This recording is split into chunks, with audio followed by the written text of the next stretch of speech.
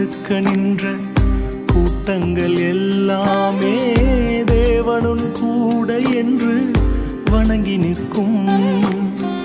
மேன்மையை தடுக்க நின்ற கூட்டங்கள் எல்லாமே தேவனுன் கூட என்று வணங்கி நிற்கும். உன்னை பகைத்த